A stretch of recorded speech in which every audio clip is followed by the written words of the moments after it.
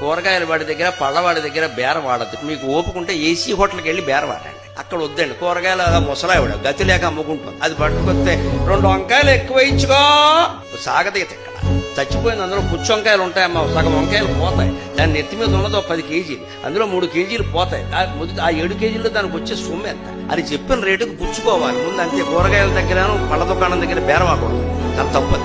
ఏదో పాత పేపర్లు అమ్ముకునే దరిద్రపు మేళాలు కూడా ఉన్నారు ప్రపంచంలో. పాత పేపర్లు దానం ఇచ్చేయాలి. అమ్ముకోవడం ఏంటంటే నికృష్ట పని. అదే చదివేశాం పేపర్, అదేదో అయిపోయింది, ఎవరికో ఇచ్చేయాలి. అవి కూడా కూర్చుని చిల్లరకోటి చిట్టెమ్మలో ఇక్కడ కూర్చుని ఇక్కడ తక్కడ అయి సరిగ్గా చూసు. అబ్బా ఎంత ధర్మకాట!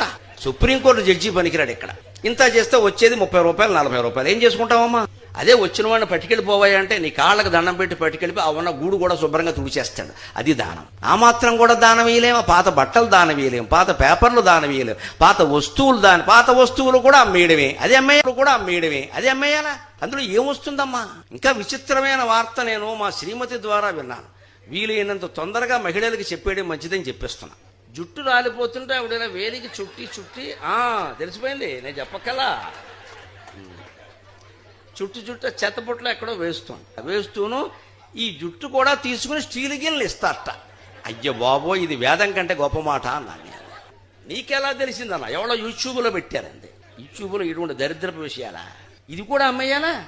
రాలిపోయిన జుట్టు